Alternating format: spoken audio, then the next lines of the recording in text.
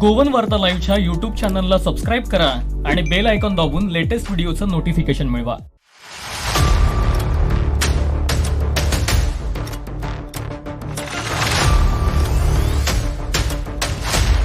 The preparation of this budget was undertaken in circumstances like never before. We knew of calamities that have affected a country or a region within a country. But what we have endured with COVID-19 through 2020 is sui generis. When I presented the budget 2020-2021, we could not have imagined that the global economy, already in throes of a slowdown, would be pushed into an unprecedented contraction. We could not have also imagined then that our people, as those in other countries, would have to endure the loss of near and dear ones and suffer hardships brought about due to a health crisis. The risk of not having a lockdown was far too high.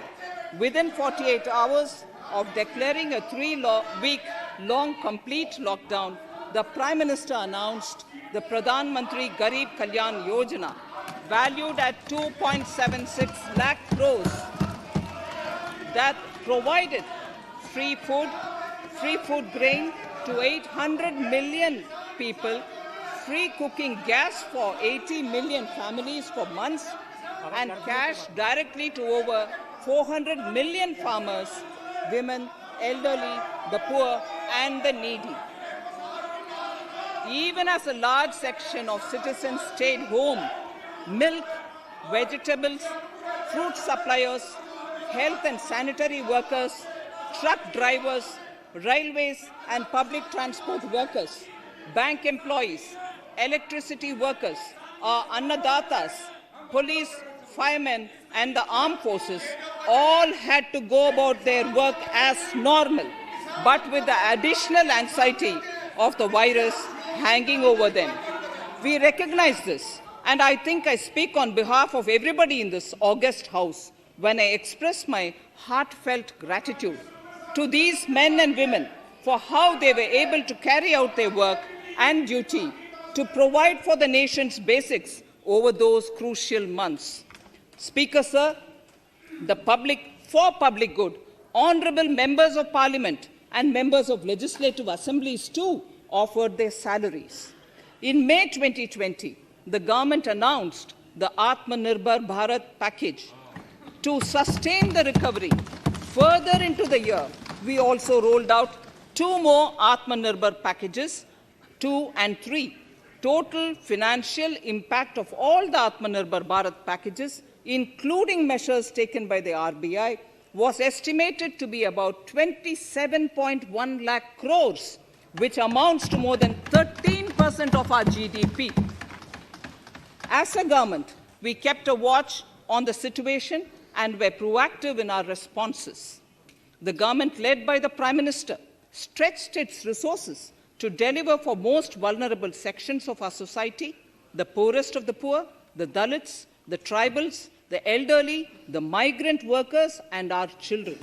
The Pradhan Mantri Garib Kalyan Yojana, the 3 Atmanirbhar packages, and announcements made later were like 5 mini budgets in themselves. The Atmanirbhar packages accelerated our pace of structural reforms, redefinition of MSMEs, commercialization of the mining sector, agriculture and labor reforms, privatization of public sector undertakings, one nation, one ration card, production-linked incentive schemes are some of the notable reforms carried out during this period. Faceless income tax assessment, DBT, and financial inclusion are the others. Today, India has 2 vaccines available and has begun medically safeguarding not only her own citizens against COVID-19, but also those of 100 or more countries. It is added comfort to know that 2 or more vaccines are also expected soon. Honorable Prime Minister launched the vaccination drive by crediting and thanking our scientists We are ever grateful for the strength and rigor of their efforts.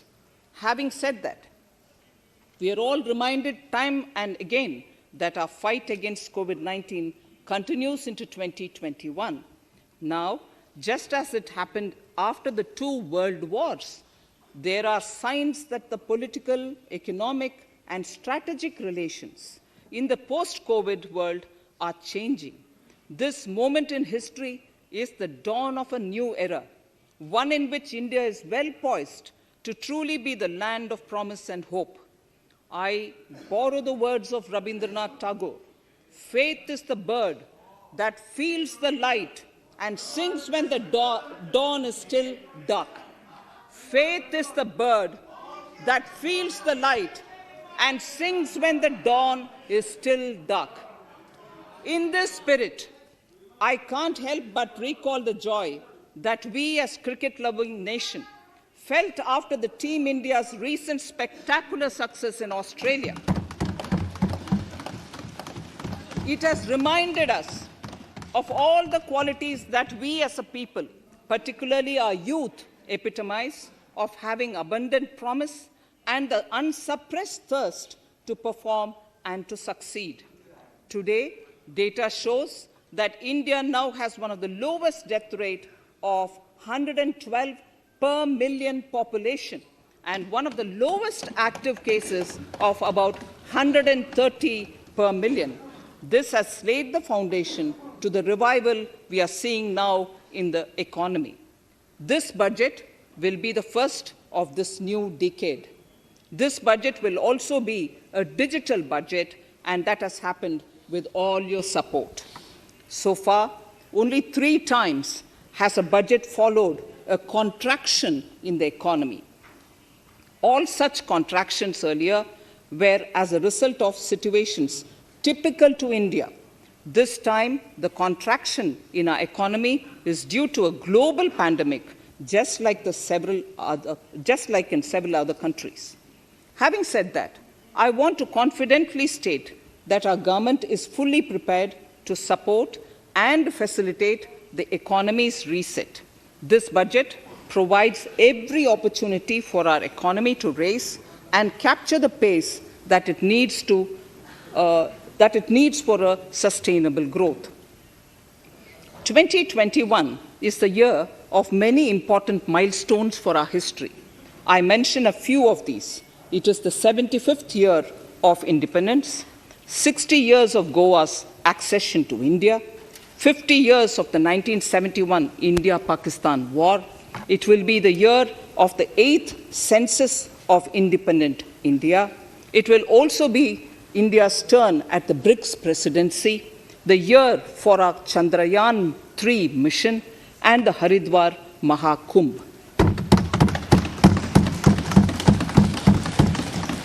Honorable Speaker, before I commence Part A of the budget, I want to take a moment to acknowledge how isolating and distancing seemed like insurmountable challenges for a country like ours that has people coming together in times of crisis. It hurts us in many ways. It hurt us in many ways. I bow my head in respect to every citizen for the endurance shown in facing what was an undeniably a tough year for all our physical and mental well-being. Part A. In Part A, I wish to lay a vision for Atmanirbhar Bharat. Atmanirbhar Bharat or Atmanirbharta is not a new idea. Ancient India was largely self-reliant and equally a business epicenter of the world. Atmanirbhar Bharat is an expression of the 130 crore Indians who have full confidence in their capabilities and skills. We are already part of international groupings such as the G20 and the BRICS, the Coalition for Disaster Resilient Infrastructure, and the International Solar Alliance are realities today due to India's efforts. The proposals in Part A will further strengthen the sankalp of nation first, doubling farmers' income, strong infrastructure, healthy India, good governance, opportunities for youth, education for all, women empowerment, and inclusive development, among others. Additionally, also on the path to fast implementation are the 13 promises we had made in the budget of 2015-16, which were to materialize during the Amrit Mahotsav of 2022 on the 75th year of our independence. They too resonate with the vision of Atmanirbhar Bharat. The budget proposals for 21-22 rest on 6 pillars: health and well-being, physical and financial capital and infrastructure, inclusive development for aspirational India, reinvigorating human capital, innovation and R&D, and as 6th, minimum government and maximum governance. I now move to talking about the first pillar, health and well-being. Even at the outset, I would like to say that the investment on health infrastructure in this budget has increased substantially. Progressively, as institutions absorb more, we shall commit more. Taking a holistic approach to health, we focus on strengthening 3 areas: preventive, curative, and well-being. Health systems. A new centrally sponsored scheme, PM Atmanirbhar Swasth Bharat Yojana, will be launched with an outlay of about 64,180 crores over 6 years. This will develop capacities of primary, secondary, and tertiary care health systems, strengthen existing national institutions, and create new institutions to cater to detection and cure of new and emerging diseases. This will be in addition to the National Health Mission. The main interventions under the scheme are support for over 17,000 rural and 11,000 urban health and wellness centers, setting up integrated public health labs in all districts, and 3,382 block public health units in 11 states, establishing critical care hospital blocks in 602 districts and 12 central institutions, strengthening of National Center for Disease Control, its 5 regional branches and 20 metropolitan health surveillance units, expansion of the integrated health information portal to all states and UTs to connect all public health labs, operationalization of 17 new public health units, and strengthening of 33 existing public health units at points of entry, that is, at 32 airports, 11 seaports, and 7 land crossings, setting up of 15 health emergency operation centers and 2 mobile hospitals, and setting up of a National Institution for One Health, a regional research platform for WHO, World Health Organization, Southeast Asia Region Office, 9 biosafety level 3 laboratories, and 4 regional national institutes for virology. Nutrition. To strengthen nutritional content, delivery, outreach, and outcome, we will merge the supplementary nutrition program and the Poshan Abhiyan and launch the Mission Poshan 2.0. We shall adopt an intensified strategy to improve nutritional outcomes across 112 aspirational districts. Universal coverage of water supply. The World Health Organization has repeatedly stressed the importance of clean water, sanitation, and clean environment as a prerequisite to achieving universal health. The Jal Jeevan Mission Urban will be launched. It aims at universal water supply in all 4,378 urban local bodies with 2.86 crores household tap connections, as well as liquid waste management in 500 Amrit cities. It will be implemented over 5 years with an outlay of 2,87,000 crores. Swachh Bharat and Swasth Bharat.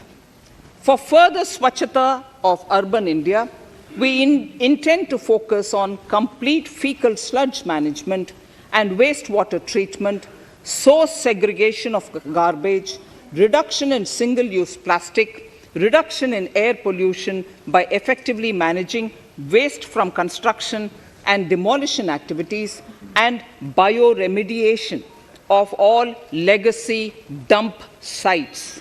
The Urban Swachh Bharat Mission 2.0 will be implemented with a total financial allocation of 1,41,678 crores over a period of 5 years from 2021. Clean air.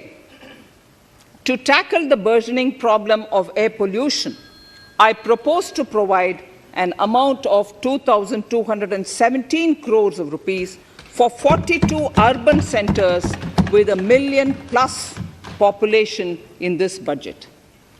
Scrapping policy.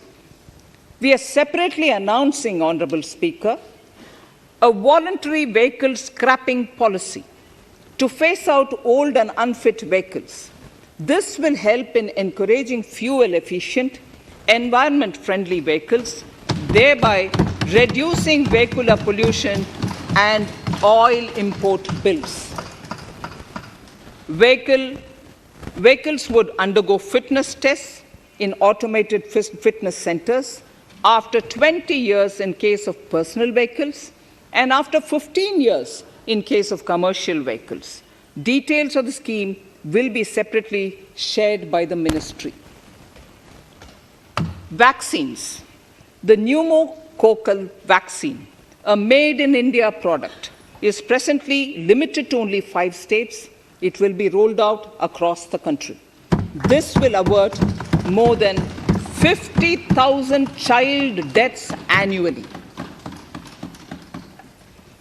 Honorable Speaker, I have provided 35,000 crores of rupees for COVID-19 vaccine in this year 21-22. I am committed to provide further funds if required. So the budget outlay for health and well-being is 2,23,846 crores in this BE 21-22, as against the BE of only 94,452 crores, and it marks an increase of 137%. The details of the same are at Annexure 1 of the speech. Honorable Speaker, I now move to the second pillar, physical and financial capital and infrastructure. Atmanirbhar Bharat, production-linked incentive schemes are things which I would like to place an emphasis. For a $5 trillion economy, our manufacturing sector has to grow in double digits on a sustained basis. Our manufacturing companies need to become an integral part of global supply chains, possess core competence and cutting-edge technology. To achieve all of the above, PLI schemes to create manufacturing global champions for an Atmanirbhar Bharat have been announced for 13 sectors. It has committed nearly 1.97 lakh crores over 5 years starting this financial year. This initiative will help bring scale and size in key sectors, create and nurture global champions, and provide jobs to our youth. Textiles. To enable the textile industry to become globally competitive, attract large investments, and boost employment generation, a scheme of mega investment textiles park will be launched in addition to the PLI schemes. This will create world-class infrastructure with plug-and-play facilities to create global champions in exports. 7 textile parks will be established over 3 years. Infrastructure. The National Infrastructure Pipeline, which I announced in December 2019, is the first of its kind. Whole of government exercise ever undertaken by Government of India. The NIP was launched with 6,835 projects. The project pipeline has now expanded to 7,400 projects. Around 217 projects worth rupees 1.10 lakh crores under some key infrastructure ministries have been completed. The NIP is a specific target which this government is committed to achieving over the coming years. It will require major increase in funding from both the government and the financial sector. In this budget, I propose to take concrete steps to do this in 3 ways. Firstly, by creating the institutional structures. Secondly, by a big thrust on monetizing assets. And thirdly, by enhancing the share of capital expenditure in central and state budgets. Infrastructure needs long-term debt financing. A professionally managed development financial institution is necessary to act as a provider, enabler, and catalyst for infrastructure financing. Accordingly, I shall introduce a bill to set up a development financial institution. I have provided a sum of 20,000 crore rupees to capitalize this institution. The ambition is to have a lending portfolio of at least 5 lakh crores for this DFI within 3 years' time. Debt financing of InvITs and REITs by foreign portfolio investors will be enabled by making suitable amendments in the relevant legislations. This will further ease access of finance to InvITs and REITs, thus augmenting funds for infrastructure and real estate sectors. Asset monetization. Monetizing operating public infrastructure. Monetizing operating public infrastructure assets is a very important financing option for new infrastructure construction. A national monetization pipeline of potential brownfield infrastructure assets will be launched. An asset monetization dashboard will also be created for tracking the progress and to provide visibility to investors. Some important measures in the direction of monetization are National Highways Authority of India and the PGCIL each have sponsored one InvIT that will attract international and institutional investors. 5 operational roads with an estimated enterprise value of 5,000 crores of rupees are being transferred to the NHAI InvIT.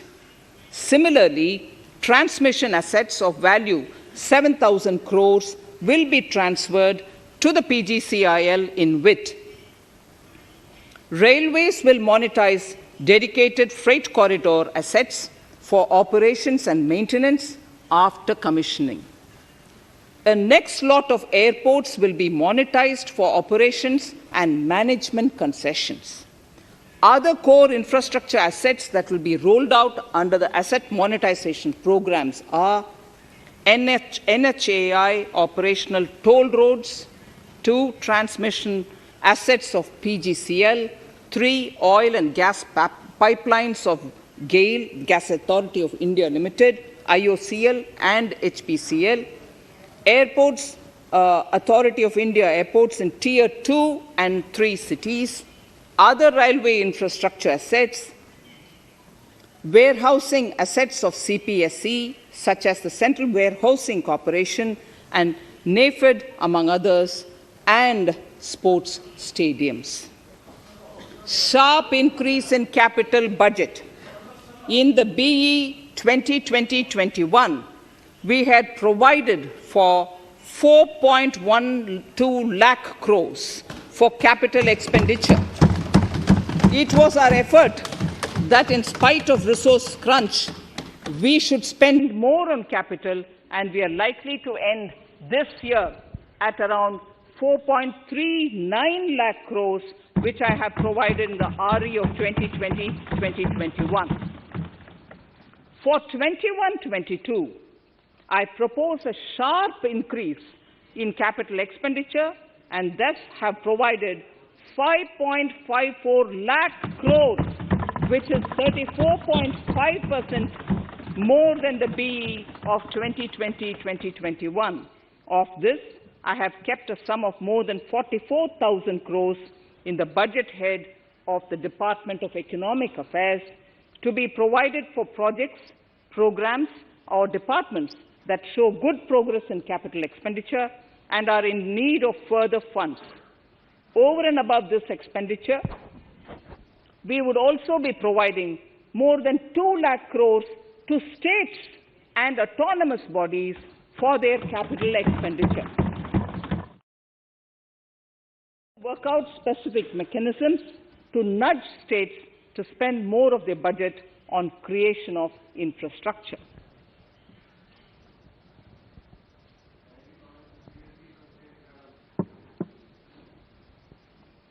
Roads and highways infrastructure. More than 13,000 kilometer length of roads at a cost of 3.3 lakh crores has already been awarded under the 5.35 lakh crores Bharatmala Pariyojana project. Of 1,800 kilometers have been constructed.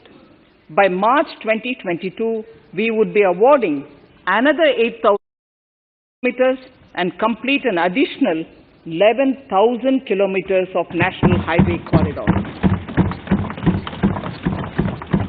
To infrastructure, more economic corridors are also being planned. Some are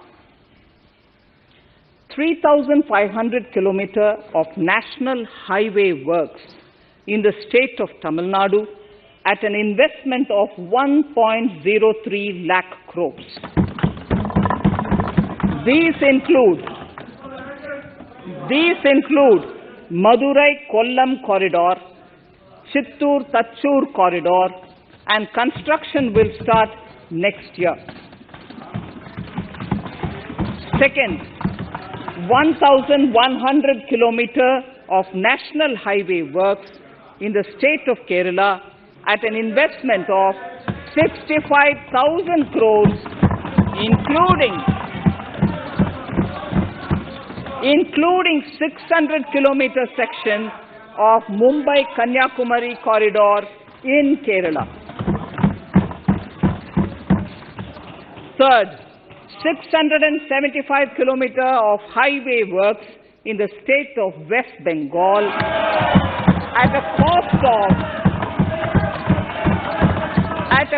of 25,000 crores, including upgradation of existing road Kolkata-Siliguri.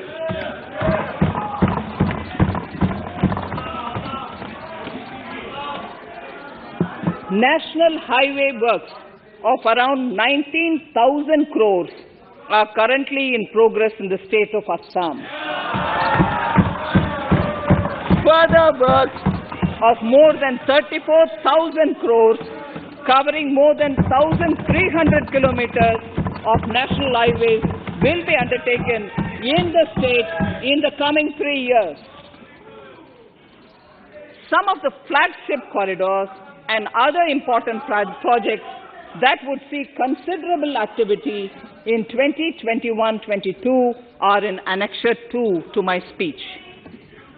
I am also providing an enhanced outlay of 1,18,101 crores, 1,18,101 crores for Ministry of Road Transport and Highways, of which 1,08,230 crores is for capital, the highest ever provided. Railway infrastructure. Honorable Speaker, sir, Indian Railways have prepared a National Rail Plan for India 2030. The plan is to create a future-ready railway system by 2030. Bringing down the logistic costs for an industry is at the core of our strategy to enable Make in India. It is expected that Western Dedicated Freight Corridor and Eastern Dedicated Freight Corridor will be commissioned by June 2022. The following additional initiatives are also proposed. The Sonnagar-Gomo sections, 263 kilometers of Eastern Dedicated Freight Corridor, will be taken up in PPP mode in this year itself. Gomo-Dankuni section of 274.3 kilometers will be also taken up shortly in short succession. We will undertake future dedicated freight corridor projects, namely East Coast Corridor from Kharagpur to Vijayawada, East-West Corridor from Bhusawal to Kharagpur to Dankuni, and North-South Corridor from Itarsi to Vijayawada. Detailed project reports will be undertaken in the first phase. Broad gauge route kilometers, RKM as I referred to, electrified is expected to reach 46,000 kilometers, 46,000 RKM. That is 72% by end of 2021 from 41,548 RKMs on 1st October 2020. 100% electrification of broad gauge routes will be completed by December 2023. For passenger convenience and safety, the following measures are being proposed. We will introduce the aesthetically designed Vista Dome LHB coach on tourist routes to give better travel experience to passengers.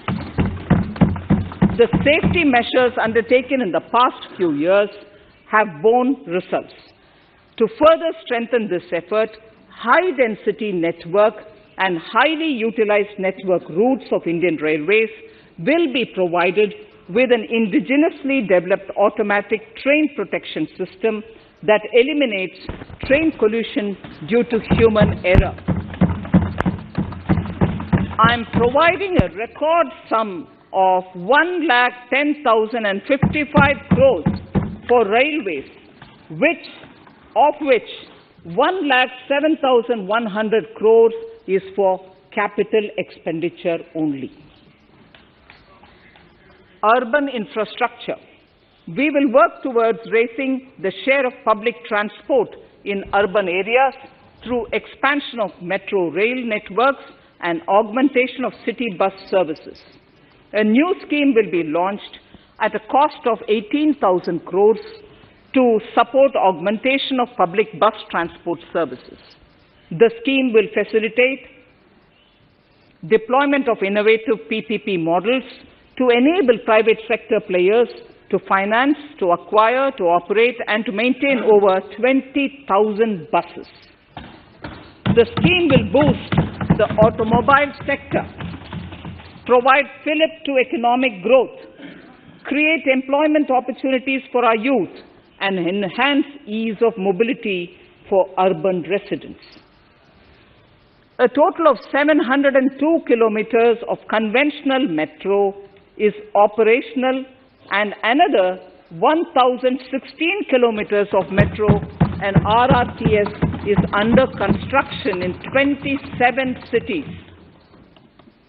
Two new technologies, that is Metro Light and Metro Neo, will be deployed to provide metro rail systems at much lesser cost, with same experience, convenience and safety in Tier 2 cities and peripheral areas of Tier 1 cities also. Central counterpart funding will be provided to Kochi Metro Railway Phase 2 of 11.5 kilometer at a cost of 1,957.05 crores. Chennai Metro Railway Phase 2 of 118.9 kilometers at a cost of 63,246 crores.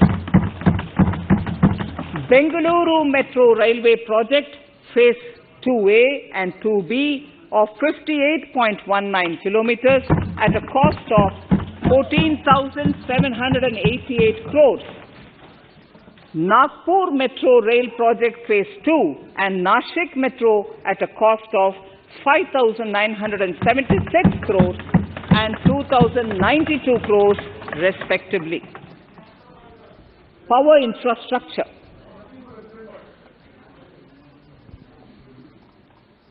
The past 6 years have seen a number of reforms and achievements in power sector. We have added 139 gigawatts of installed capacity, connected an additional 2.8 crore households, and added 1.41 lakh circuit kilometers of transmission lines. The distribution companies across the country are monopolies, either government or private. There is a need to provide choice to the consumers by promoting competition. A framework will be put in place to give consumers alternatives to choose from among more than one distribution companies. I read that sentence again. A framework will be put in place to give consumers alternatives to choose from among more than one distribution company. The viability of distribution companies is a serious concern. A revamped, reforms-based, results-linked power distribution sector scheme will be launched with an outlay of 3,05,984 crores over 5 years. The scheme will provide assistance to DISCOMs for infrastructure creation, including prepaid smart metering, feeder separation, upgradation of systems, etc., tied to financial improvements. Prime Minister, while speaking at the third Reinvestment Conference in November 2020, had announced plans to launch a comprehensive national hydrogen energy mission. It is now proposed to launch a hydrogen energy mission in 2021-22 for generating hydrogen from green power sources. Ports, shipping and waterways. Major ports will be moving from managing their operational services on their own to a model where a private partner will manage it for them. For the purpose, 7 projects worth more than 2,000 crores will be offered by the major ports on private-public partnership mode in FY 21-22. A scheme for promoting flagging of merchant ships in India will be launched by providing subsidy support to Indian shipping companies in global tenders floated by ministries and CPSCs. An amount of 1,624 crores will be provided over 5 years. This initiative will enable greater training and employment opportunities for Indian seafarers, besides enhancing Indian companies' share in global shipping.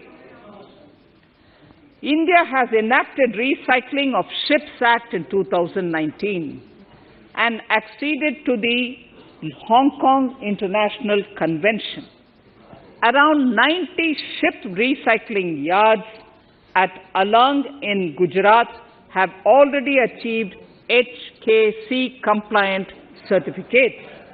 Efforts will be made to bring more ships to India from Europe and Japan. Recycling capacities of around 4.5 million light displacement ton LDT will be doubled by 2024. This is expected to generate an additional 1.5 lakh jobs for our youth. Petroleum and natural gas. Our government has kept fuel supplies running across the country without interruption during the COVID-19 lockdown period. Taking note of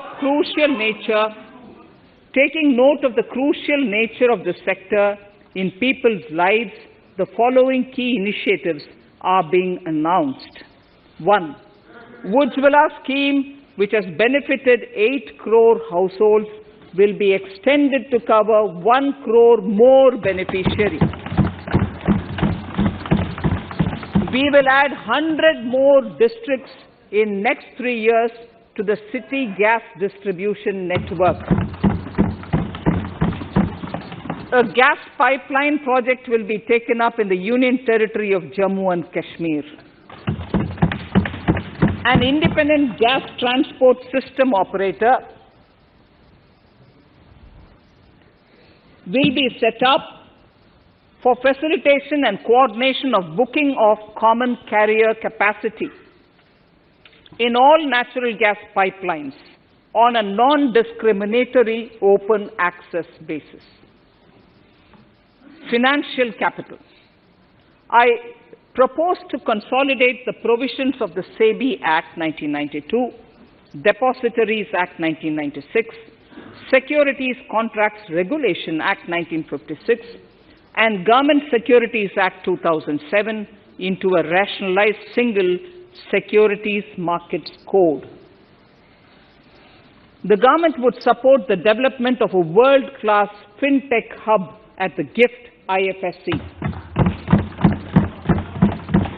To instill confidence amongst the participants in corporate bond market during times of stress and to generally enhance secondary market liquidity, it is proposed to create a permanent institutional framework.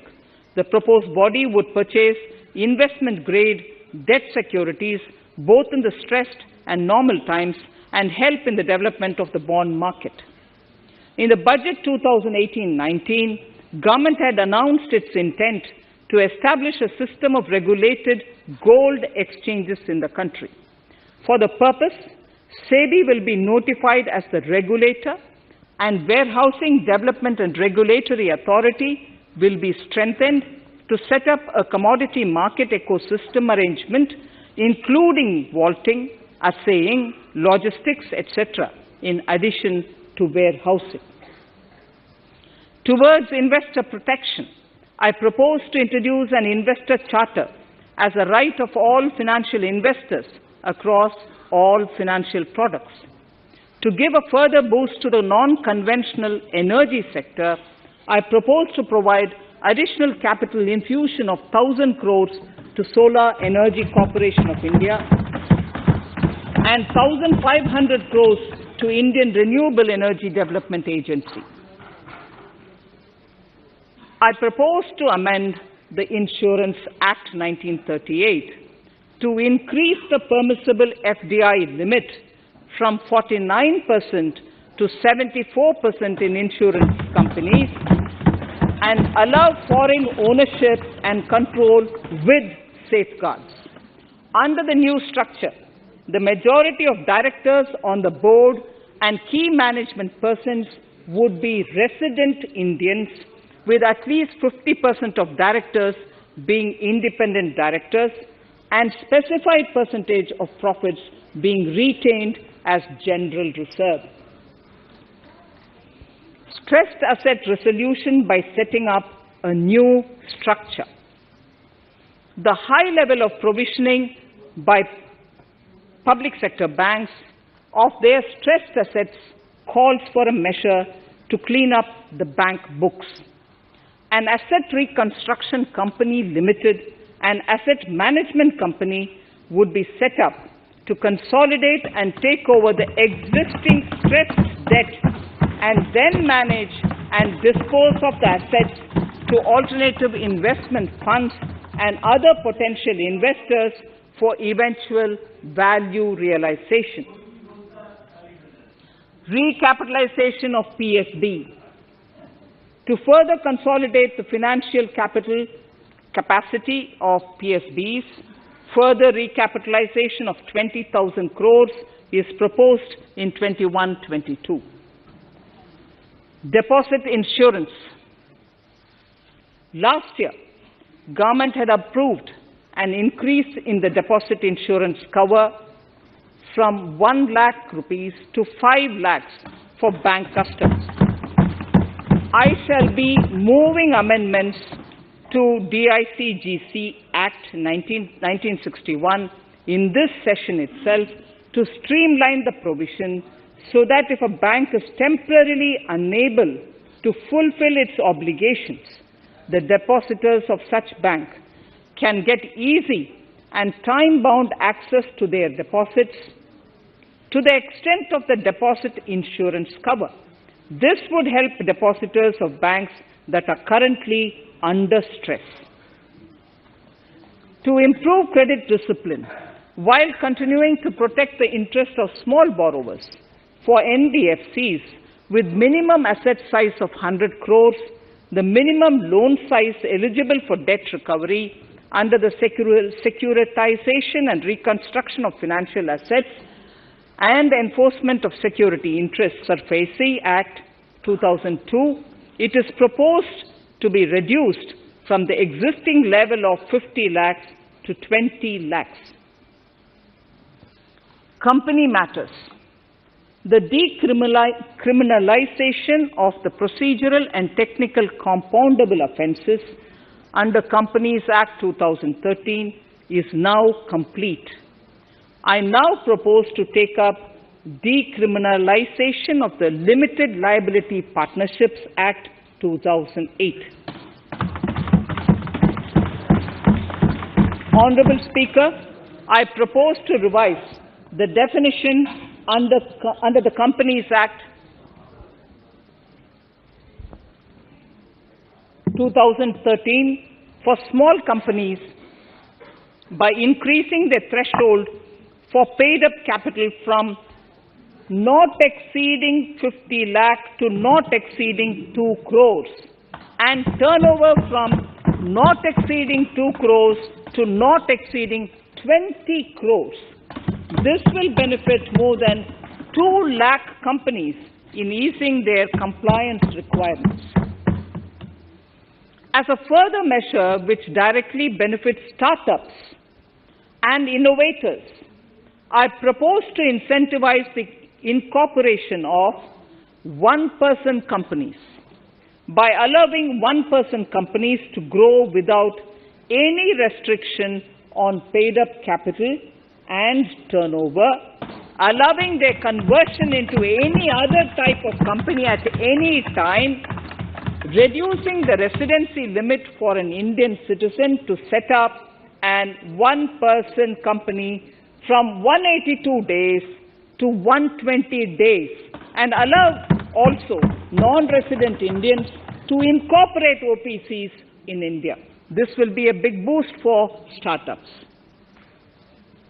To ensure faster resolution of cases, the NCLT framework will be strengthened, e-court system shall be implemented, and alternate methods of debt resolution and special framework for MSMEs shall be introduced. During the coming fiscal, we will be launching data analytics, artificial intelligence, machine learning driven MCA 2.1 version to MCA 21 version 3.0. MCA 21 version 3.0.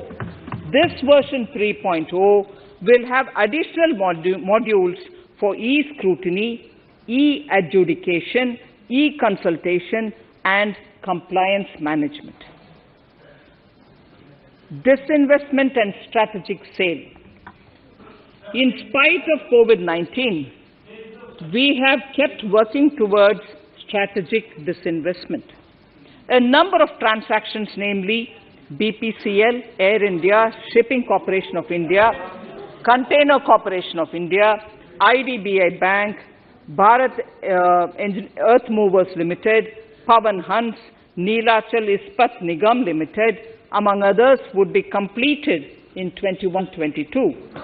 Other than IDBI Bank, we propose to take up the 2 public sector banks and 1 general insurance company in the year 21-22. This would require legislative amendments, and I propose to introduce the amendments in this session itself. In 21-22, we would also bring the IPO of LIC, for which I am bringing the requisite amendments in this session itself. In the Atmanirbhar package, I had announced that we will come out with a policy of strategic disinvestment of public sector enterprises. I'm happy to inform the House that the government has the government has approved the said policy. The policy provides a clear roadmap for disinvestment in all non-strategic and strategic sectors. We have kept 4 areas that are strategic, where bare minimum CPSEs will be maintained and rest privatized. In the remaining sectors of all CPSEs will be privatized. The main highlights of the policy are mentioned in Annexure 3. To fast forward the disinvestment policy, I'm asking NITI to work out on the next list of center public sector companies that would be taken up for strategic disinvestment. To similarly incentivize states to take to disinvestment of their public sector companies, we will work out an incentive package of central funds to states. Idle assets will not contribute to Atmanirbhar Bharat. The non-core assets largely consist of surplus land with government ministries and departments and public sector enterprises. Monetizing of land can either be by way of direct sale or concession or by similar means. This requires special abilities, and for this purpose, I propose to use a special purpose vehicle in the form of a company that would carry out this activity. In order to ensure timely completion of closure of sick or loss-making CPSEs, we will introduce a revised mechanism that will ensure timely closure of such units. I have estimated 1,75,000 crores as receipts from disinvestment in BE 21-22.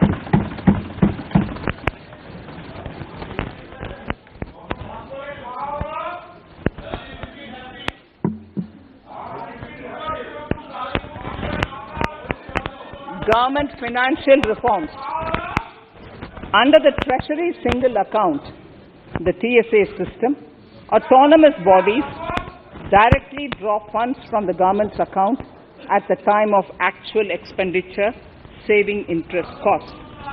We will extend the TSA system for universal application from 21-22.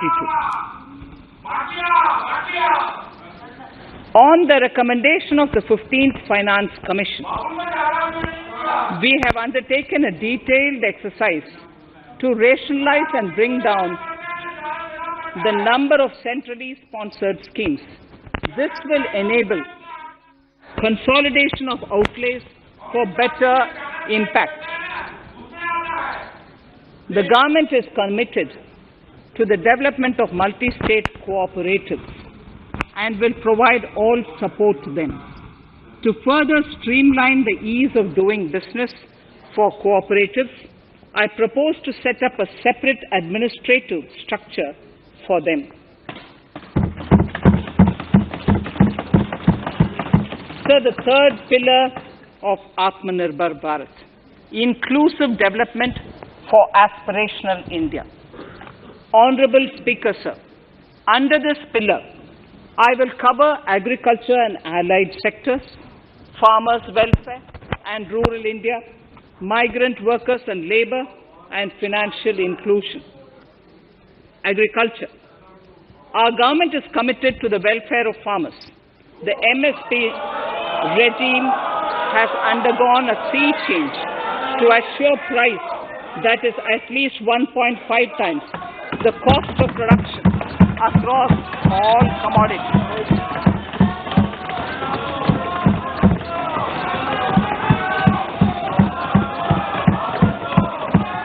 The procurement has also continued to increase at a steady pace.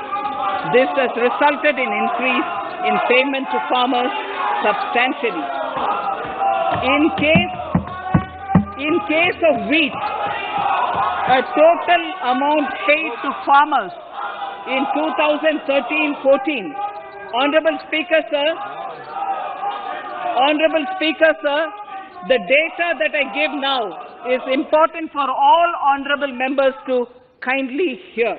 In case of wheat, the total amount paid to farmers in 2013-14 was 33,874 crores.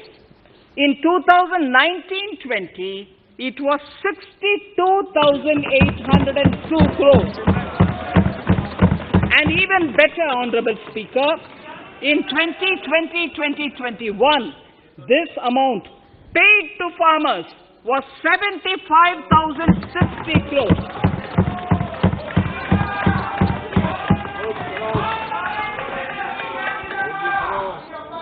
Honorable Speaker, again an important fact, the number of wheat growing farmers that were benefited increased in 2020-21 to 43.36 lakhs compared to 35.57 lakhs in 2019-20. That much of an increase within 1 year. For paddy, again an important data. For paddy, the amount paid in 2013-14 was 63,928 crores.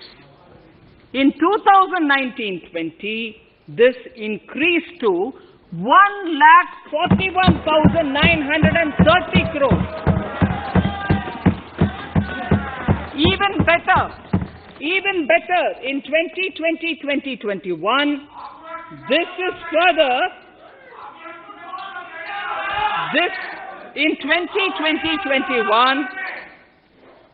in 2020-21, this is further estimated, and I'm saying this is further estimated because the procurement is ongoing, and therefore I can't give you the final figure. This is further estimated to increase to 1,72,752 crores. The number of farmers benefited increased from 1.24 crores in 2019-20 to 1.54 crores in 2020-21. In the same way, Honorable Speaker, sir, in the case of pulses, the amount paid in 2013-14 was 236 crores. In 2019-20, this was increased to 8,285 crores. Now in 2021, it is at 10,530 crores. More than 40 times increase from 2013-14. The receipts to cotton farmers have seen a stupendous increase from 90 crores in 2013-14 to 25,974 crores I'm giving you data as of 27th January 2021. This is bound to increase. From 90 crores for cotton farmers in 2013-14 to 25,974 crores in 2021. All the details in complete narration is available in Annexure 4 to my speech. Early this year, Honorable Prime Minister had launched the Swamitva scheme. Under this, a record of rights is being given to property owners in villages. Up till now, about 1.80 lakh property owners in 1,241 villages have been provided cards. I propose during 21-22 to extend this to cover all states and union territories. To provide adequate credit to our farmers, I have enhanced the agricultural credit target to 16.5 lakh crores in this year. We will focus on ensuring increased credit flow to animal husbandry, pashupalan, dairy, and to matsyakar, to the fisheries. We are enhancing the allocation to the Rural Infrastructure Development Fund from 30,000 crores to 40,000 crores. The Micro Irrigation Fund, with a corpus of 5,000 crores, has been created under NABARD. I propose to double it by augmenting it by another 5,000 crores. To boost value addition in agriculture and allied products and their exports, the scope of Operation Green Scheme, that is presently applicable to only tomatoes, onions, and potatoes, will be enlarged to include 22 perishable crops. Around 1.68 lakh crore farmers, around 1.68 crore farmers are registered, and 1.14 lakh crores of rupees trade value has been carried out through e-NAMs, the National Agricultural Market. Keeping in view the transparency and the competitiveness that e-NAM has brought into the agricultural market, 1,000 more mandis will be integrated with e-NAM.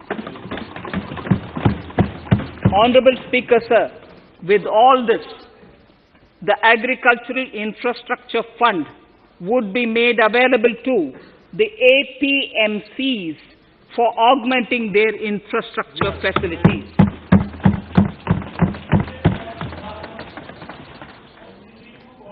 Fisheries. I am proposing substantial investments in the development of modern fishing harbors and fish landing centers. To start with, 5 major fishing harbors, Kochi, Chennai, Visakhapatnam, Paradip, and Petua Ghat, will be developed as hubs for economic activity. We will also develop inland fishing harbors and fish landing centers along the banks of rivers and waterways. Seaweed farming is an emerging sector with potential to transform the lives of coastal communities. It will provide large-scale employment and additional incomes. To promote seaweed farming and cultivation, I propose a multi-purpose seaweed park to be established in Tamil Nadu. Migrant workers and laborers. We have launched the One Nation, One Ration Card scheme, through which beneficiaries can claim their rations anywhere in the country. Migrant workers in particular benefit from the scheme. Those staying away from their families can partially claim their ration where they are stationed, while their family in their native places can claim the rest. I am happy to inform you that One Nation, One Ration Card plan is under implementation by 32 states and union territories, reaching about 69 crore beneficiaries. That's a total of 86% beneficiaries covered. The remaining 4 states and UTs will be integrated in the next few months. To further extend our efforts towards the unorganized labor force, migrant workers in particular, I propose to launch a portal that will collect relevant information on gig workers, building and construction workers, among others. This will help formulate health, housing, skill, insurance credit, and food schemes for all migrant workers. We will conclude a process that began 20 years ago with the implementation of the 4 labor codes. For the first time globally, social security benefits will be extended to gig and platform workers.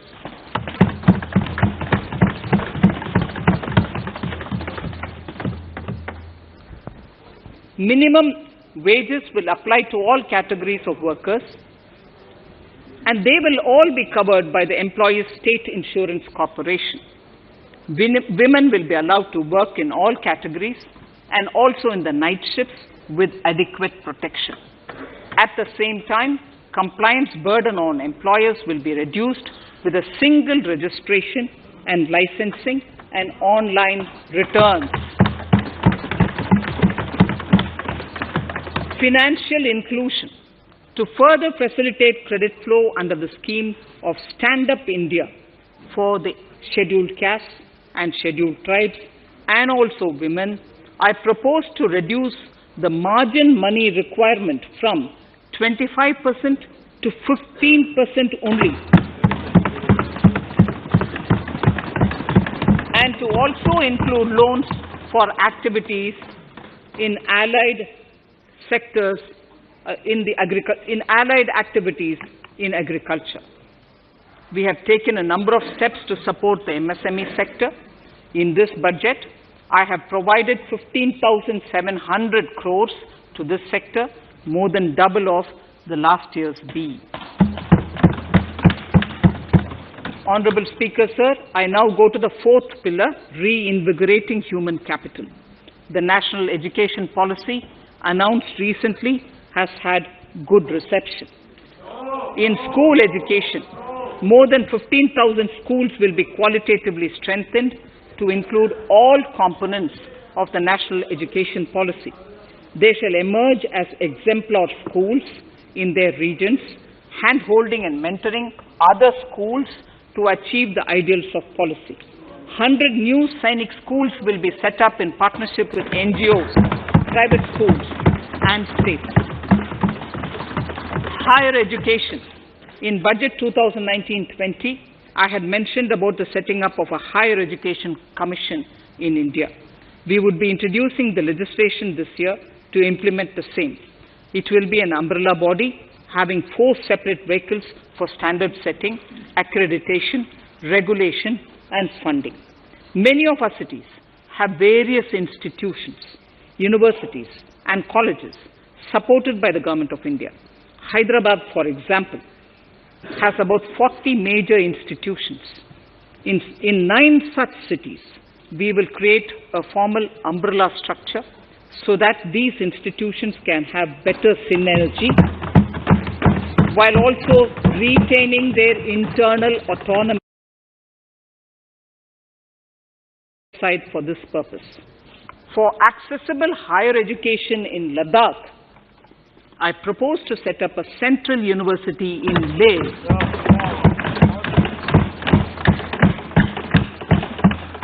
The other important projects to be taken up as a part of the NEP are listed in Annexure 5. Scheduled caste and scheduled tribes welfare. We have set ourselves a target of establishing 750 Eklavya model residential schools in our tribal areas. I propose to increase the unit cost of each such school from 20 crores, which is what it is now, to 38 crores, and for hilly and difficult areas to 48 crores. This would help creating robust infrastructure facilities for our tribal students. We have revamped the post-metric scholarship scheme for the welfare of scheduled caste students. I have also enhanced the central assistance in this regard. We are allotting 35,219 crores for 6 years till 25-26 to benefit 4 crores scheduled caste students. Skilling. In 2016, we had launched the National Apprenticeship Promotion Scheme. The government proposes to amend the Apprenticeship Act with a view to further enhancing apprenticeship opportunities for our youth. We will realign the existing scheme of National Apprenticeship Training Scheme for providing post-education apprenticeship, training of graduates and diploma holders in engineering. Over 3,000 crores will be provided for this purpose. An initiative is underway, Honorable Speaker, in partnership with the United Arab Emirates to benchmark skill qualifications, assessment and certification, accompanied by the deployment of certified workforce. We also have a collaborative intertraining program between India and Japan to facilitate transfer of Japanese industrial and vocational skills, techniques, and knowledge. We will take forward this initiative with many more countries also.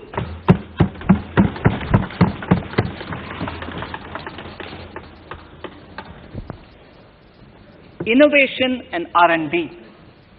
In my budget speech of 2019, I had announced the National Research Foundation. We have now worked out the modalities, and the NRF outlay will be of 50,000 crores over 5 years. It will ensure that the overall research ecosystem in the country is strengthened with focus on identified national priority thrust areas. There has been a manifold increase in digital payments in the recent past. To give a further boost to digital transactions, I earmarked 1,500 crores for a proposed scheme that will provide financial incentive to promote digital mode of payment. We will undertake a new initiative, National Language Translation Mission. This will enable the wealth of governance and policy-related knowledge on the Internet being made available in major Indian languages.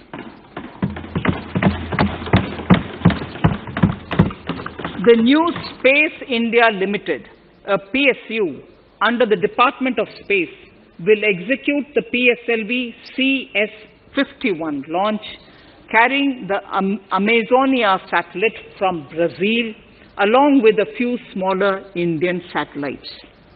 As part of the Gaganyaan mission activities, 4 Indian astronauts are being trained on generic spaceflight aspects in Russia. The first unmanned launch is slated for December 2021. Our oceans are a storehouse of living and non-living resources.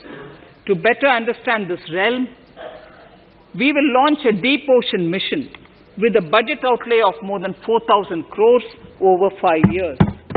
This mission will cover deep ocean survey exploration and projects for the conservation of deep sea biodiversity.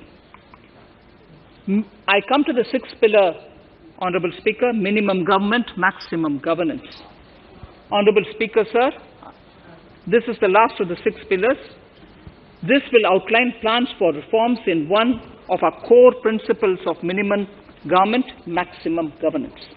We have taken a number of steps to bring reforms in tribunals in the last few years for speedy delivery of justice. Continuing with the reforms process, I now propose to take further measures to rationalize the functioning of tribunals.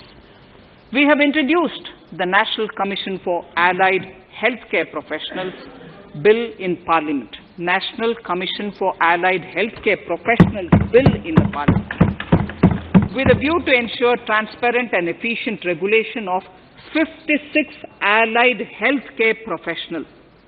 Additionally, to bring about transparency, efficiency, and governance reforms in the nursing profession, the National Nursing and Midwifery Commission Bill will be introduced by the government for passing. To have ease of doing business for those who deal with government or CPSCs and carry out contracts, I propose to set up a conciliation mechanism and mandate its use for quick resolution of contractual disputes. This will instill confidence in private investors and contractors. Honorable Speaker, sir, the forthcoming census could be the first digital census in the history of India.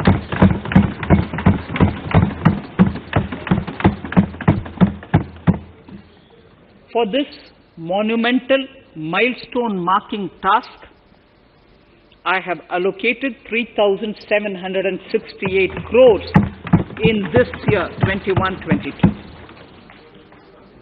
Honorable Speaker, Goa is celebrating the Diamond Jubilee year of the state's liberation from Portuguese rule.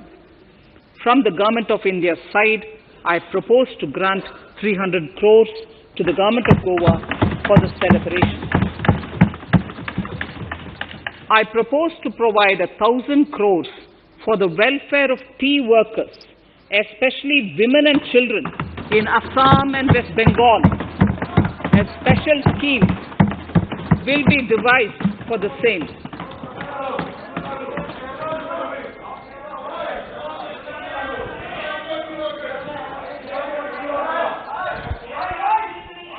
Fiscal position. Fiscal position. In these last few paragraphs of part A of my speech, I draw the attention of this august House to the fact that at the beginning of the current financial year, the pandemic's impact on the economy resulted in a weak revenue inflow. This was combined with high expenditure to provide essential relief to vulnerable sections of the society, especially the poor, the women, scheduled castes, and scheduled tribes. Unlike many other countries, we opted for a series of medium-sized packages during the pandemic so that we could calibrate and target our response according to the evolving situation. Once the health situation stabilized and the lockdown was being slowly lifted, we switched to ramping up government spending so as to revive domestic demand. As a result, against an original BE expenditure of 30.42 lakh crores for 2020-21, our RE estimates are 34.50 lakhs. 30.42 now within the year going up to 34.5 lakh crores. We have maintained quality of expenditure. The capital expenditure estimated in the RE is 4.39 lakh crores as against 4.12 lakh crores in the BE stage. So the beginning of the year, we had marked only 4.12 lakh, whereas it is 4.39 lakh crores as we end the year. Fiscal deficit in RE 2020-2021 is pegged at 9.5% of the GDP. Fiscal deficit in RE 2020 to 2021 is pegged at 9.5% of GDP. We have funded this through government borrowings, multilateral borrowings, small saving funds, and short-term borrowings. We would need another 80,000 crores, for which we would be approaching the market in these 2 months. We would be needing another 80,000 crores for which we would be approaching the markets in these 2 months. To ensure that the economy is given the required push, our BE estimates for expenditure in 21-22 are 34.83 lakh crores. This includes 5.54 lakh crores as capital expenditure, an increase of 34.5% over the BE figure of 2020-2021. The fiscal deficit in BE 21-22 is estimated to be 6.8% of the GDP. The gross borrowing from the market for the next year would be around 12 lakh crores. We plan to continue with our path of fiscal consolidation and intend to reach the fiscal deficit level below 4.5% of the GDP by 2025-2026, with a fairly steady decline over the period. We hope to achieve the consolidation by first increasing the buoyancy of tax revenue through improved compliance, and secondly, by increased receipts from monetization of assets, including public sector enterprises and land. The Contingency Fund of India is being proposed to be augmented. The Contingency Fund of India is being proposed to be augmented from 500 crores to 30,000 crores through finance bill.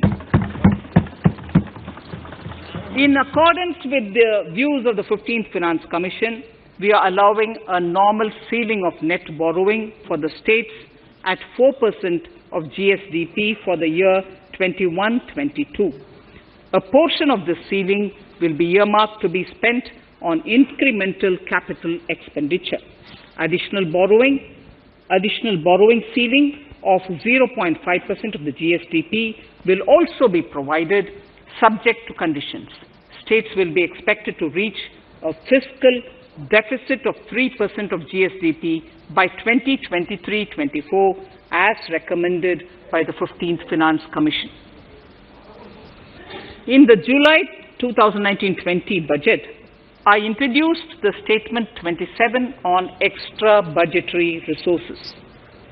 It disclosed the borrowings of the government agencies that went towards funding Government of India schemes and whose repayment burden was on the government. In my 2020-21 budget, I enhanced the scope and coverage of that statement by including the loans provided by government to the FCI, the Food Corporation of India. Taking a step further in this direction, I propose to discontinue the NSSF loan to FCI for food subsidy, and accordingly, budget provisions have been made in RE 2020-21 and in the BE 2021-22. The extra budgetary resource details are at Annexure 6. We know that the FRBM Act mandates fiscal deficit of 3% of GDP to be achieved by 31st March 2020-2021.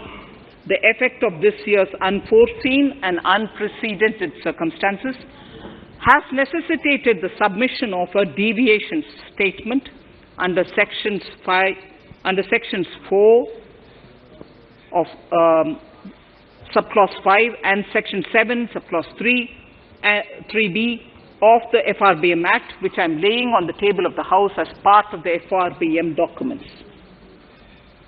Towards achieving central government fiscal deficit along the broad path that I have already indicated, I will be introducing an amendment to the FRBM Act. Honorable Speaker, on the 9th of December 2020, the 15th Finance Commission submitted its final report covering the period 2021 to 2026 to the Rashtrapati Ji. The government has laid the Commission's report along with the explanatory memorandum in the Parliament, retaining the vertical shares of the states at 41%. We recognize our commitment to fiscal federalism and propose, therefore, to adhere to this recommendation. Jammu and Kashmir in the 14th Finance Commission was entitled to get devolution being a state. Now the funds of the UTs of Jammu Kashmir and Ladakh would be provided by the centre. I have also provided on the Commission's recommendation 1,18,452 crores as revenue deficit grant to 17 states in 21-22 as against 74,340 crores to 14 states in 2020-21. Honorable Speaker, I would now move to Part B of my speech.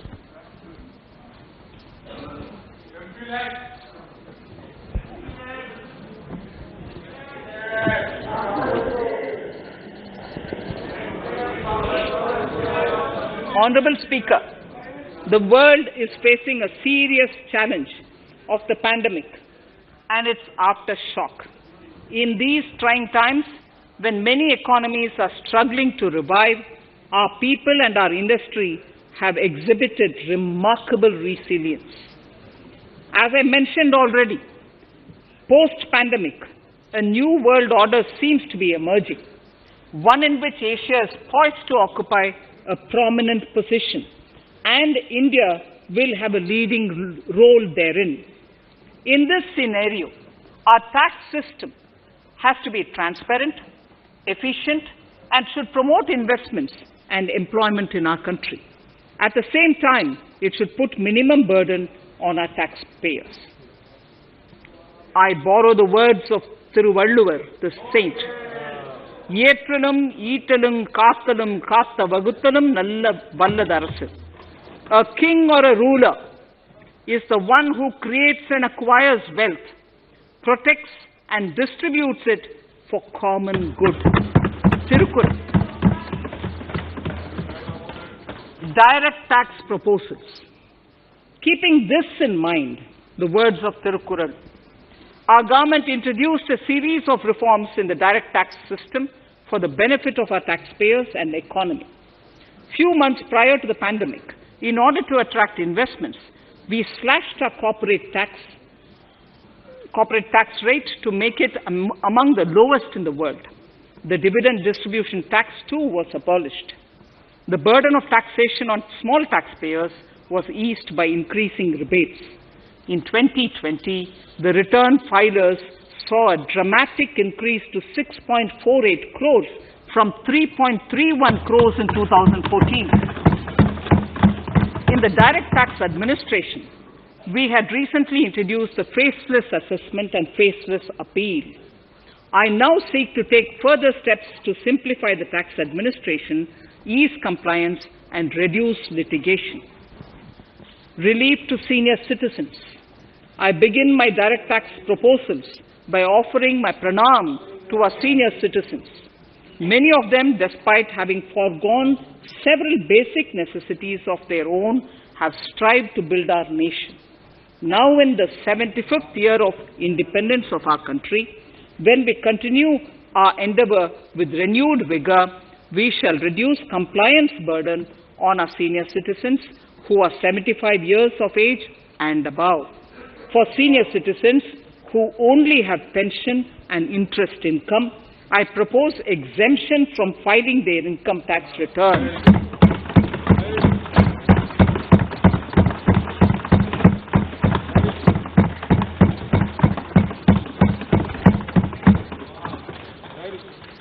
The paying bank will deduct the necessary tax on their income. Reduction in time for income tax proceedings. This is a very key announcement if you are asking.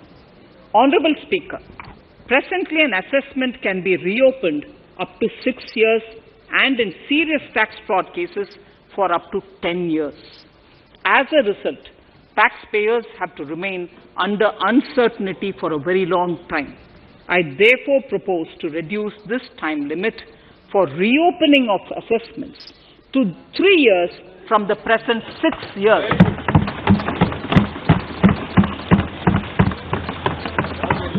In serious tax evasion cases too, only where there is evidence of concealment of income of 50 lakh or more in a year. In serious tax evasion cases too, only where there is evidence of concealment of income of 50 lakh or more in a year can the assessment be reopened up to 10 years. Even this reopening can be done only after the approval of the Principal Chief Commissioner, the highest level of Income Tax Department. Setting up the Dispute Resolution Committee. Honorable Speaker, it has been the resolve of this government to reduce litigation, which mars the present taxation system. The government came out with the Direct Taxation Vivad Se Vishwas scheme to give taxpayers an opportunity to settle long-pending disputes and be relieved to further strain on their time and resources. The response from taxpayers has been the best ever, as over 110,000 taxpayers have already opted to settle tax disputes of over 85,000 crores under the scheme. To further reduce litigation for small taxpayers, I propose to constitute a dispute resolution committee for them, which will be faceless to ensure efficiency, transparency, and accountability. Anyone with a taxable income up to 50 lakh and disputed income up to 10 lakh shall be eligible to approach the committee. Faceless IT-AT. For ease of compliance and to reduce discretion, we are committed to make the taxation processes faceless. The government has already introduced faceless assessment and appeal this year. The next level of income tax appeal is the Income Tax Appellate Tribunal. I now propose to make this tribunal faceless. We shall establish a national faceless Income Tax Appellate Tribunal Center. All communication between the tribunal and the appellant shall be electronic. Where personal hearing is needed, it shall be done through video conferencing. Relaxations to NRI. When non-resident Indians return to India, they have issues with respect to their accrued incomes in their foreign retirement accounts. This is usually due to mismatch in taxation period. They also face difficulties in getting credit for Indian taxes in foreign jurisdictions. I propose to notify rules for removing their hardship of double taxation. Exemption from audit. Currently, if your turnover exceeds 1 crore, you have to get your accounts audited. In February 2020 budget, I had increased the limit for tax audit to 5 crores for those who carry out 95% of their transactions digitally. To further incentivize digital transactions and to reduce compliance burden, I propose to increase this limit for tax audit for such persons from 5 crores to 10 crores. Relief for dividend. In the previous budget, I had abolished the dividend distribution tax in order to incentivize investment. Dividend was made taxable in the hands of shareholders. Now, in order to provide ease of compliance, I propose to make dividend payment to rate and InvIT exempt from TDS. Further, as the amount of dividend income cannot be estimated correctly by the shareholders for paying advance tax, I propose to provide that advance tax liability on dividend income shall arise only after the declaration or payment of dividend. Also, for the foreign portfolio investors, I propose to enable deduction of tax on dividend income at lower treaty rate. Attracting foreign investment into infrastructure sector. In the last budget, for attracting foreign investment in the infrastructure sector, we had granted 100% tax exemption, subject to certain conditions, to foreign sovereign wealth funds and pension funds on their income from investment in Indian infrastructure. We have noticed that few of such funds are facing difficulties in meeting some of the conditions.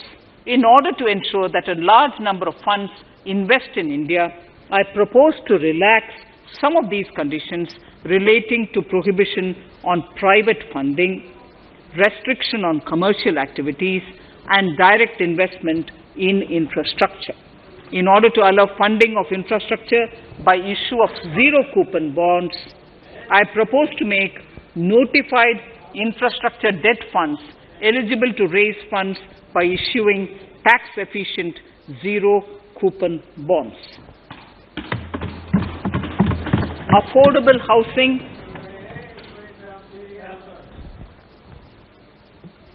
Affordable housing and rental housing.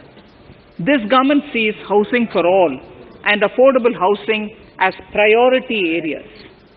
In July 2019 budget, I provided an additional deduction of interest amounting to 1.5 lakh for loan taken to purchase an affordable house. I propose to extend the eligibility of this condition by 1 more year to 31st March 2022. The additional deduction of 1.5 lakh shall therefore be available for loans taken up to 31st March 2022 for the purchase of affordable houses.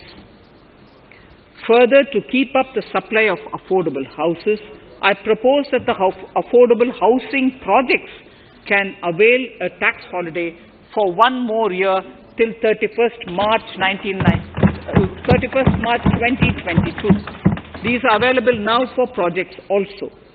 We are committed to promote supply of affordable rental housing for migrant workers. For this, I propose to allow tax exemption for notified affordable rental housing projects. Tax incentives to IFSC.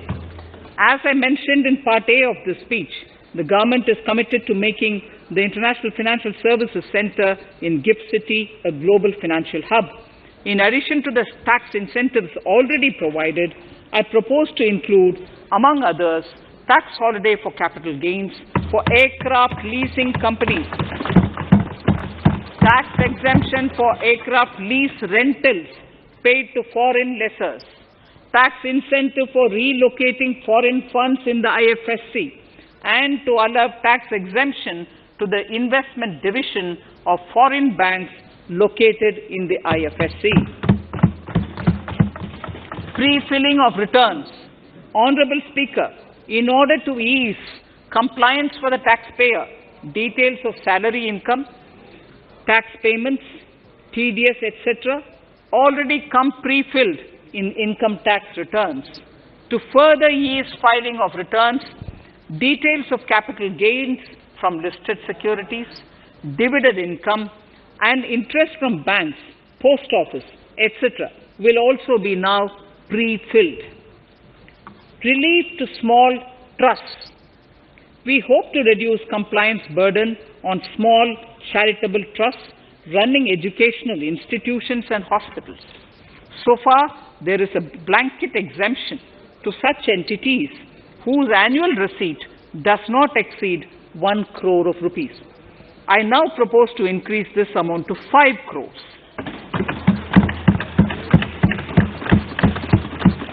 Labor welfare. We have noticed that some employers deduct the contribution of employees toward provident funds, superannuation funds, and other social security funds, but do not deposit these contributions within the specified time. For these employees, this means a loss of interest or income. In cases where an employer later becomes financially unviable, non-deposit results in a permanent loss for the employees. In order to ensure that employees' contributions are deposited on time, I reiterate that the late deposit of employees' contribution by the employer will not be allowed as deduction to the employer.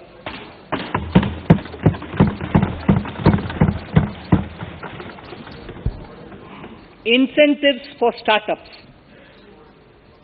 In order to incentivize startups in the country, I propose to extend the eligibility for claiming tax holiday for startups by 1 more year, till 31st March 2022. Further, in order to incentivize funding for the startups, I propose to extend the capital gains exemption for investment in startups by 1 more year till 31st March 2022. Sir, I now come to indirect tax proposals. GST. Before I come to my indirect tax proposals, I would like to appraise the House on GST. The GST is now 4 years old, and we have taken several measures to further simplify it. Some of the measures include nil return through SMS, quarterly return and monthly payment for small taxpayers, electronic invoice system, validated input tax statements, pre-filled editable GST return, and staggering of returns filing. The capacity of GSTN system has also been enhanced. We have also deployed deep analytics and artificial intelligence to identify tax evaders and fake billers and launched special drives against them. The results speak for themselves.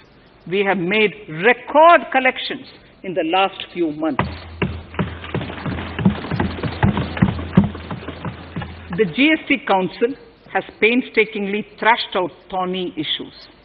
As chairperson to the Council, I want to assure this House that we shall take every possible measure to smoothen the GST further and to remove anomalies such as inverted duty structure. Custom duty rationalization. Our custom duty policy should have the twin objective of promoting domestic manufacturing and helping India get on to global value chain and export better. The thrust now has to be on easy access to raw materials and exports of value-added products. Towards this, last year, we started overhauling the customs duty structure, eliminating 80 outdated exemptions. I also thank everyone who responded overwhelmingly to a crowdsourcing call for suggestions on this revamp. I now propose to review more than 400 old exemptions this year. I repeat, I now propose to review more than 400 old exemptions this year. We will conduct this through extensive consultations, and from 1st October 2021, we will put in place a revised customs duty structure free of distortions. I also propose that any new customs duty exemptions, therefore, henceforth will have validity up to 31st March following 2 years from the date of the issue. Electronic and mobile phone industry. Domestic electronic manufacturing has grown rapidly. We are now exporting items like mobiles and chargers. For greater domestic value addition, we are withdrawing a few exemptions on part of chargers and sub-parts of mobiles. Further, some parts of mobiles will move from nil rate to a moderate 2.5%. Iron and steel. MSMEs and other user industries have been severely hit by a recent sharp rise in iron and steel prices. Therefore, we are reducing customs duty uniformly to 7.5% on semis, flats, and long products of non-alloy, alloy, and stainless steels. To provide relief to metal recyclers, mostly MSMEs, I am exempting duty on steel scrap for a period up to 31st March 2022. Further, I am also revoking ADD and CVD on certain steel products. Also, to provide relief to copper recyclers, I am reducing duty on copper scrap from 5% to 2.5%. Textiles. The textile sector generates employment and contributes significantly to the economy. There is a need to rationalize duties on raw material inputs to man-made textiles. We are now bringing nylon chain on par with polyester and other man-made fibers. We are uniformly reducing the BCD rates on caprolactam, nylon chips, nylon fiber, and yarn to 5%. This will help the textile industry, MSMEs, and also overall exports. Chemicals. We have calibrated customs duty rates on chemicals to encourage domestic value addition and to remove inversions. Apart from other items, we are reducing customs duty on naphtha to 2.5% to correct inversion. Gold and silver presently attract a basic customs duty of 12.5%. Since the duty was raised from 10% in July 19, prices of precious metals have risen sharply. To bring it closer to previous levels, we are rationalizing customs duty on gold and silver. Renewable energy. In Part A, we have already acknowledged that solar energy has huge promise for India. To build up domestic capacity, we will notify a phased manufacturing plan for solar cells and solar panels. At present, to encourage domestic production, we are raising duty on solar inverters from 5% to 20% and on solar lanterns from 5% to 15%. Capital equipment and auto parts. There is immense potential in manufacturing heavy capital equipment domestically. We will comprehensively review the rate structure in due course. However, we are revising duty rates on certain items immediately. We propose to withdraw exemptions on tunnel boring machine. It will attract a customs duty of 7.5% and its parts a duty of 2.5%. We are raising customs duty on certain auto parts to 15% to bring them on par with general rate on auto parts. MSME products. We are proposing certain changes to benefit MSMEs. We are increasing duty from 10 to 15% on steel screws and plastic builderwares. On prawn feed, we increase it from 5 to 15%. We are rationalizing exemption on import of duty-free items as an incentive to exporters of garments, leather, and handicraft items. Almost all of these items are made domestically by our MSMEs. We are withdrawing exemption on imports of certain kinds of leathers as they are domestically produced in good quantity and quality, mostly by MSMEs. We are also raising customs duty on finished synthetic gemstones to encourage domestic processing. Agriculture products to benefit farmers. We are raising customs duty on cotton from nil to 10%, on raw silk and silk yarn from 10 to 15%. We are also withdrawing end-use-based concession on denatured ethyl alcohol. Currently, rates are being uniformly calibrated to 15% on items like maize, bran, rice bran, oil cake, and animal feed additives. There is an immediate need to improve agricultural infrastructure so that we produce more while also conserving and processing agricultural output efficiently. This will ensure enhanced remuneration for our farmers. To earmark resources for this purpose, I propose an agricultural infrastructure and development cess on a small number of items. However, while applying this cess, we have taken care not to put additional burden on consumers on most items. Rationalization of procedures and easing of compliance.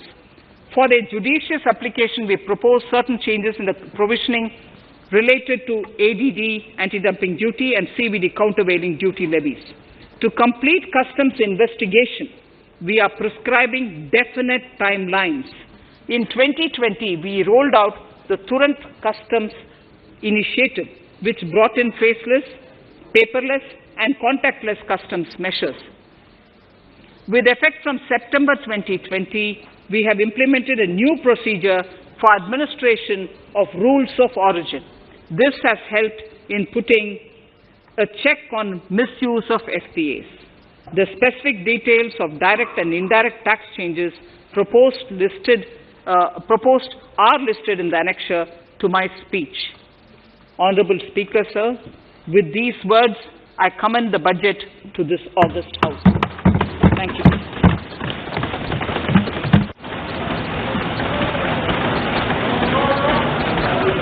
Item number 1, माननीय मंत्री जी, item number 1. Sorry, I don't have it with me. Sir, I wish to place on table the 15th Finance Commission report.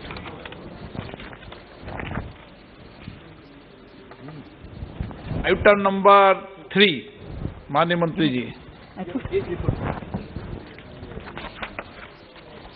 Sir, I wish to lay on the table the following statements under Section 3(1) of the Fiscal Responsibility and Budget Management Act 2003, the medium-term fiscal policy cum fiscal policy strategy statement and macroeconomic framework statement.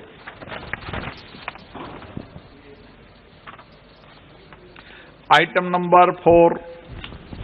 So I wish to seek your permission to move for leave to introduce the Finance Bill 2021. प्रश्न ये कि विधेयक को पुनर्स्थापित करने की अनुमति प्रदान की जाए। जो सदस्य इसके पक्ष में हाँ कहें, जो सदस्य इसके विरोध में ना कहें। मेरे विचार में निर्णय हाँ वालों के पक्ष में हुआ, हाँ वालों के पक्ष हुआ। माननीय मंत्री जी विधेयक को So I wish to introduce the bill.